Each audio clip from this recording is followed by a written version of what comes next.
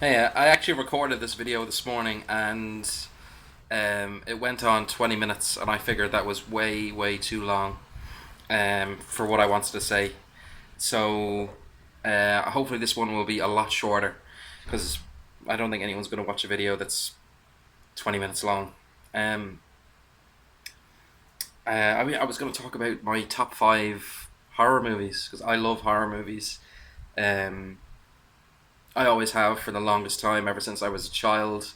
I remember I stayed up late one night watching Alien, and even though it freaked me out at the time, I still really, really, really enjoyed it. It gave me such a fucking thrill, and I've never looked back since. It's always been my favorite genre.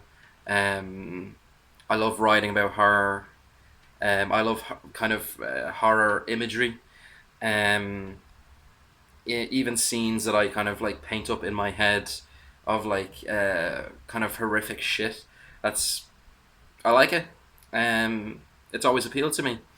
Anyway, top five horror movies. I'll try and make this kind of quick. Yeah, the first one is number five is Dog Soldiers, which was a movie made in it was 1999, and it's basically about a group of British soldiers who are on a training mission up in the Scottish Highlands, and all they're kind of doing is they're on a training mission, um, and they run into these other group of soldiers who look like they're in real distress. A lot of them are dead. The captain is alive, and it looks like something kind of tore them to pieces. It's essentially a werewolf movie.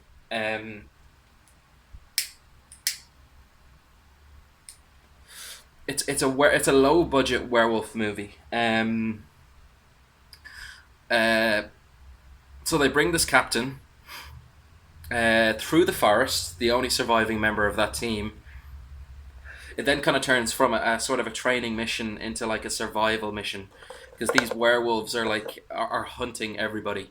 These werewolves are hunting the whole squad. So they find this house in the middle of the woods. They take refuge there. Um, it's basically a large part of the movie takes place in this house.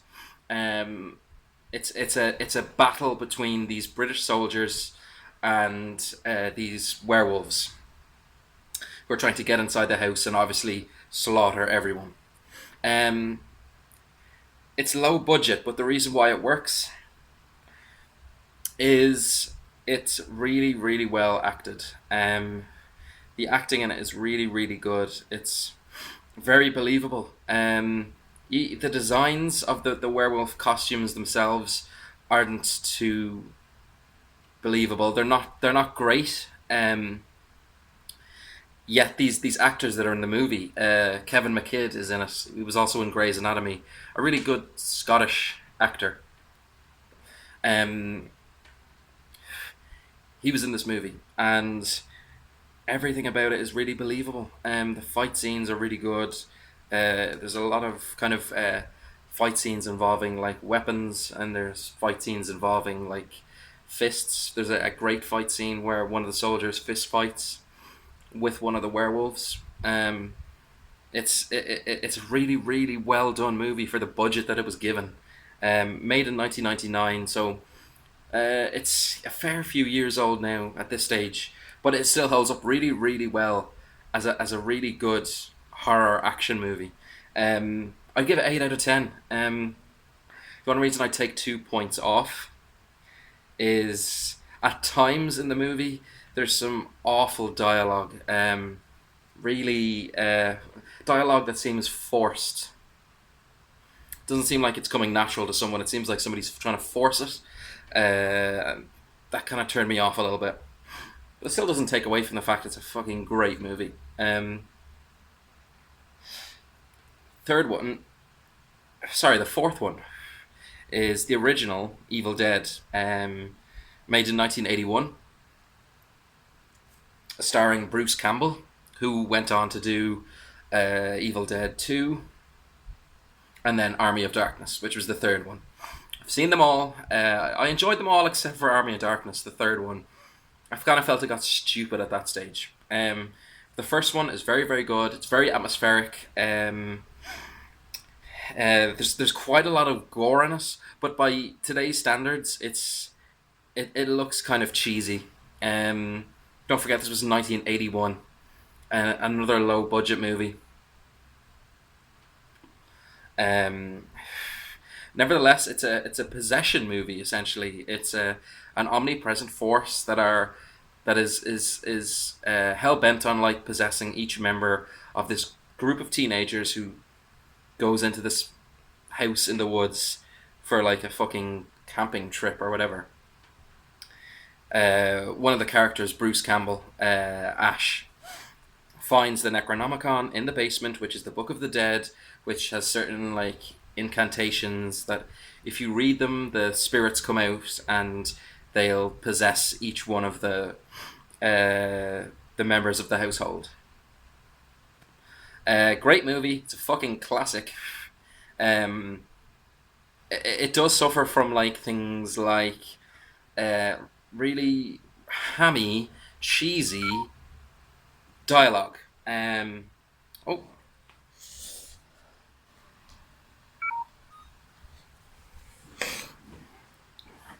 battery was just about to run out there on the laptop. Yeah, as I said, it does suffer from like cheesy acting at times and really hammy dialogue. It kind of stunts the movie at times and takes away from like the really creepy atmosphere that the movie has. Um, there is some if you're kind of squeamish. There's a scene in the movie where one of the girls that's in the house is possessed and she has a pencil and she jams it into one of her friend's feet and twists it around and you can hear like bones breaking and like that's really well done. Like how they actually did that was how they filmed the sound effect for that was they just got a pen and stuck it into an apple and then twisted it around kind of like that. That's how they got the effect for like broken bones in the feet in the movie. Good movie, very gory, uh, very atmospheric. Some terrible, terrible acting at times. I don't know what's all that about. That kind of gives me the impression sometimes that it's supposed to be kind of like a comedy horror, or a horror that wants to poke fun at other horrors. Anyway, 9 out of 10. It's very good. Yeah, the third one is the Babadook, which is it's a movie kind of focusing on a mother and her son, and it's basically a movie to do with loss and grief and death and depression through the eyes of both the mother and the son. The mother basically loses her husband, a young mother and a young son.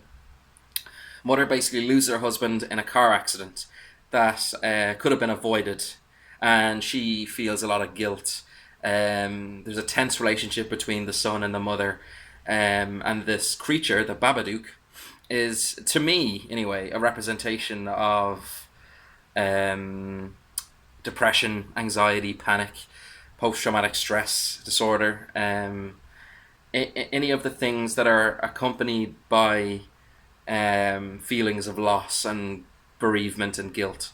It's very, very well acted. In terms of acting ability, it trumps the other two. It's far more believable than Dog Soldiers or Evil Dead, um, because because this movie focuses on mental illness. It That's a niche kind of market. That there's not a hell of a lot of movies out there that focus kind of on mental illness. There's like Split, James McAvoy. There's not a hell of a lot of movies to focus on mental illness, so they had to get things very precise, um, and very right, and I think it does do that. Very well acted. You can really feel the mother's like torment as she kind of descends into this depressive state and then this violent state, and then a state at the end of kind of inner peace and calmness that she's come to terms with what happened. Um, well worth a watch. I'll actually put all these movies in the description or a link to where you can watch them. Yeah, number two is Insidious, the first one. The first Insidious is very very good. It's definitely in places when I first watched it. It definitely scared me in places, and it still does. There's one particular scene in the movie that um, the mother is showing her son photographs of him as a child, where there's this kind of witch character in the background to these photos, and that's creepy. It's not necessarily very scary, but it's creepy. It's a movie just focusing on astral projection, which is the notion that when you're asleep, you can astral project, which is your spirit leaves your physical body and goes flying off in different directions. Um, and you can basically do things that you can't do physically in this physical world, like fly.